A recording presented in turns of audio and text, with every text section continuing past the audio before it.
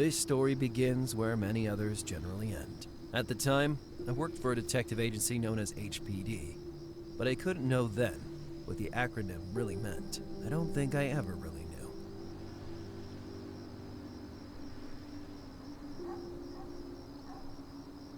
For a few months, I'd been on the trail of the man the press not very originally renamed Blowtorch. A clue led me to the extreme outskirts of Miami, in a little out-of-the-way suburb that smelled like rotten fish.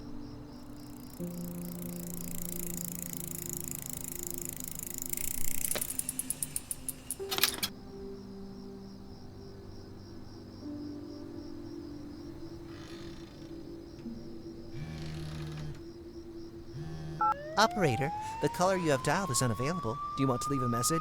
Bundy, knock it off. Judging from the traffic noise, I'd say you disobeyed my orders. Hey, I just went out for a ride on my bike. What's the harm? At 10 in the evening, I told you to stay home. The case is ours. We're already racing to the scene of the tip-off. But the cavalry's already here, boss. Let me find one of those clues that Blowtorch left for me, and we will stop the next murder before you even divorce your third wife. I'm on my fourth, Bundy, and I will never understand why that killer keeps leaving clues just for you. Do you need to ask?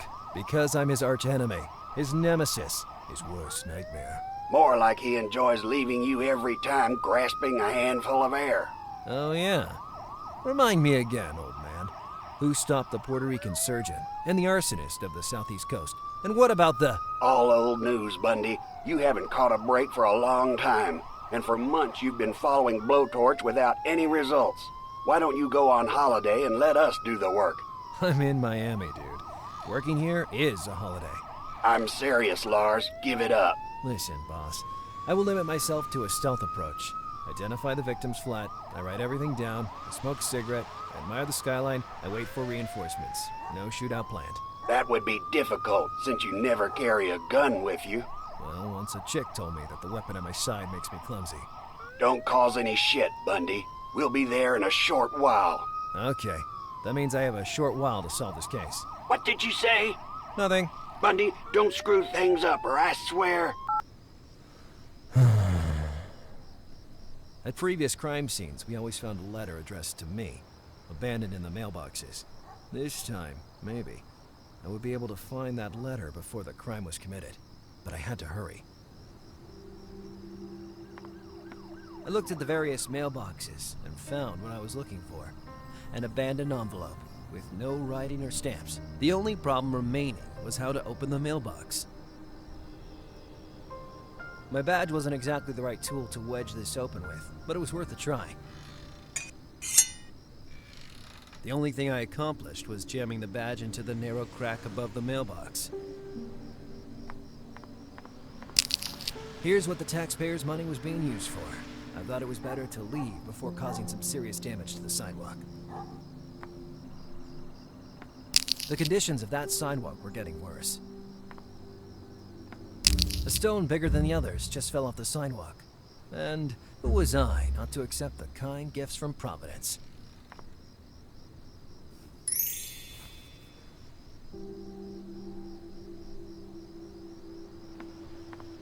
The way it was stuck, the badge would act as a chisel.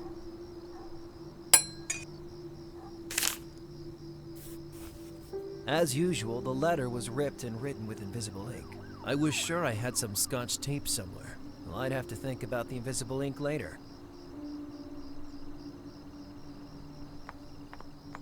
My green dart.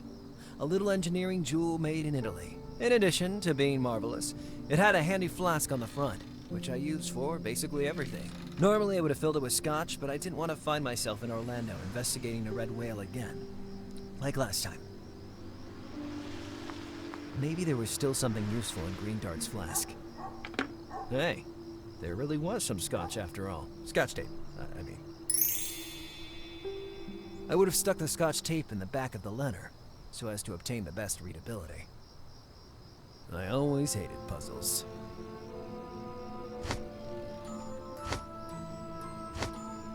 If I have to waste time with this...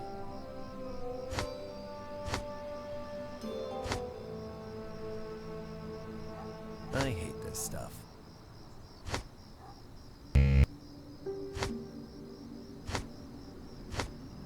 Once I received a 1,000-piece jigsaw puzzle as a present. I sold it to my nephew.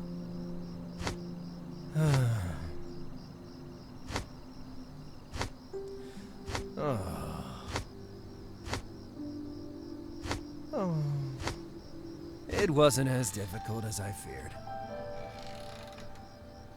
At that point, I just had to find a way to read the message hidden in the letter.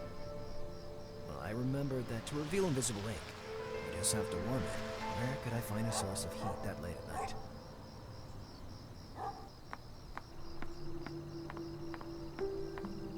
A Sfrizzo's vending machine. The worst cola ever tasted by a human being. The engine was working though, although the machine wasn't active anymore.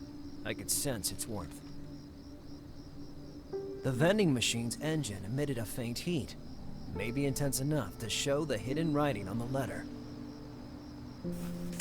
And first, nothing happened. I was about to give up when it happened. The first characters appeared. The letter corresponded in every way with the ones found before. Supportive tone, an apparent desire to support the police force, then laced with a sudden temper tantrum hinting at a killing frenzy. I had to dig into this, looking for clues. Blowtorch's tone ranged from disappointment to encouragement, with a barely concealed desire for recognition. The forensic guys had no doubt about the gender of the killer just after the first murder. The reason for their certainty wasn't the accuracy of the burns, so much as the various bruises found on the bodies, which displayed extraordinary force. The usual outburst in the middle of a letter that until then seemed thoughtful and balanced. Then I saw the emoticon at the end of the paragraph. That was new. That face. In his earlier letters, Blowtorch never left anything similar. I took a mental note. I guess Blowtorch tried to be funny at times, the only result being to appear even creepier. The last paragraph was surely hiding a clue. The murderer was even directing us to a specific profession. The initials in the last paragraph were found in the previous letter, but they were too vague a clue to narrow down the scope of the investigation.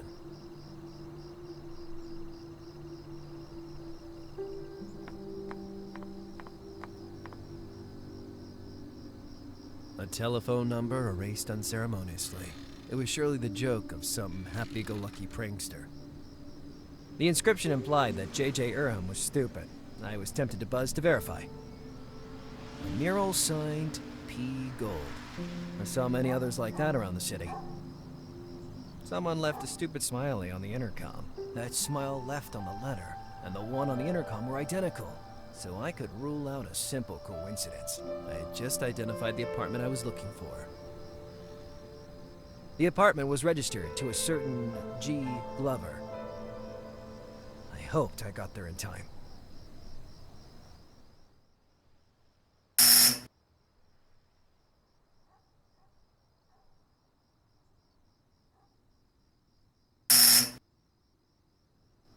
Yes? Who is it? I'm Detective Bundy from HPD. If you don't mind, I need to ask you some questions. He didn't answer immediately.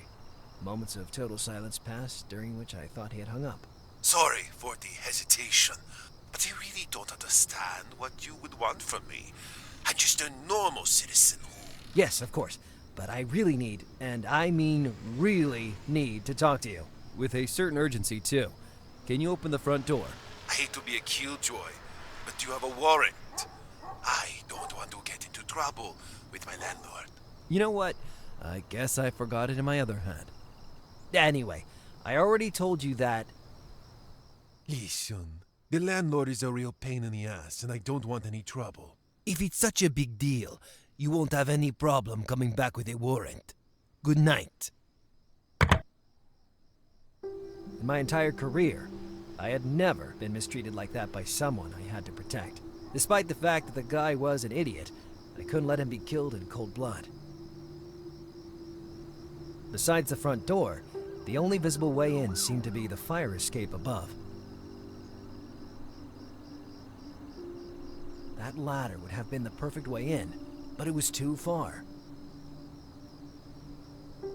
Maybe in that alley, I would find alternative access to the building.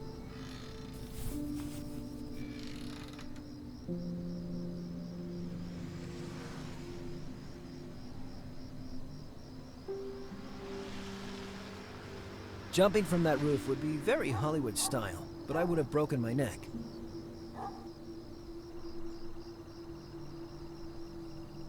In that moment, I thought of the hundreds of baseball games I'd seen while living in America, and I had a real moment of epiphany. The greatest champions in history were looking at me from the sky, cheering for me and waving their arms. Ladies and gentlemen, introducing the newest member of the Baseball Hall of Fame, Lazarus Stonearm Bundy! Give it up for the only, the incomparable, Lazarus Bundy!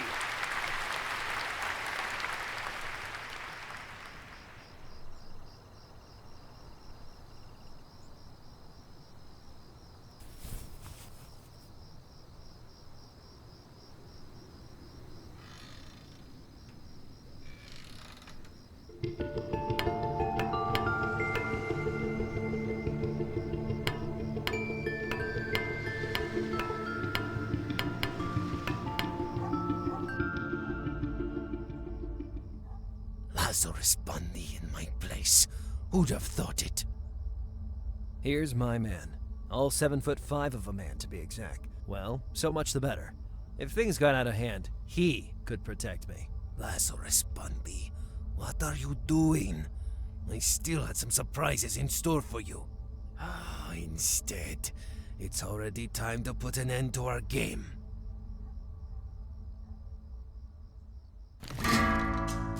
Just then, I knew I misunderstood the whole situation.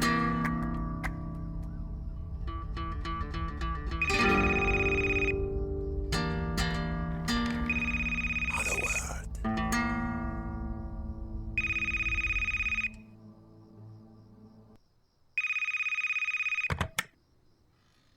Things went down dramatically.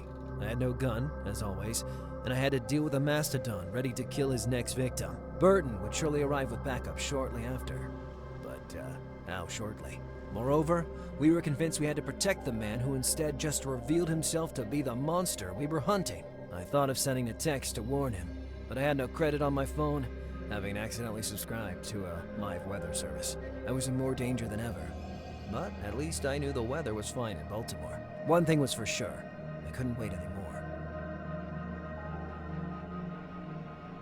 That beast towered over me, but a bottle in the right spot would put anyone to sleep. I had to hold my breath. The slightest noise would betray me. Never mind.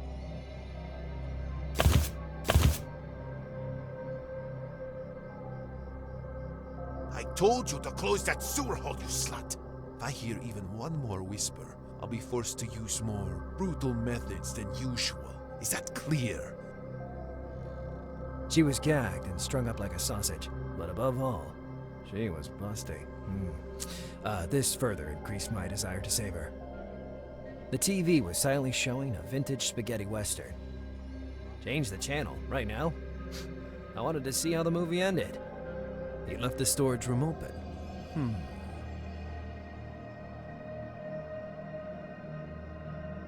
I had a pretty good idea of how to distract the threatening big guy.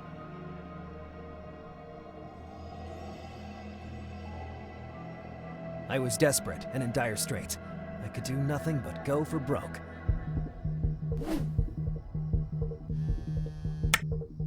Look what you made me do, slut! First, I need to recover that damn phone, but I still don't know how you managed to keep from me. Then, we'll settle up.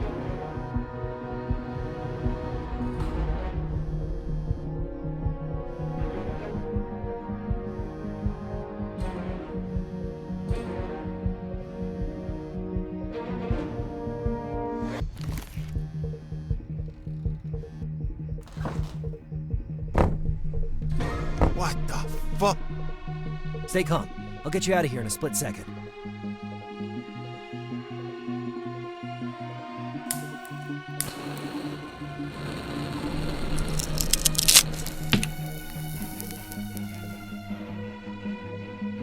Hurry! Run! I'll hold him.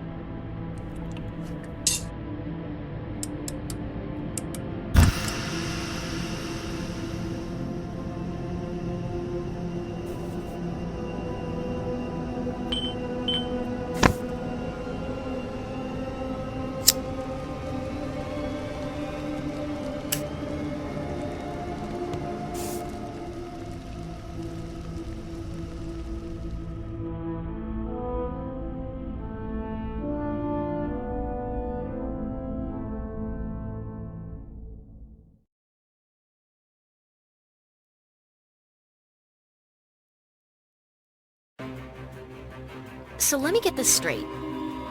You put yourself on the trail of a dreadful serial killer. You eradicated me from my life and got me involved in a kidnapping case. We went up against some dangerous alchemists. We both lost our jobs. We traveled to the other side of the world. We broke into a den of murderers. Twice. You pushed me to stare straight into Satan's eyes, for crying out loud. And now, you want to stop because your bicycle is broken? I prefer the term injured.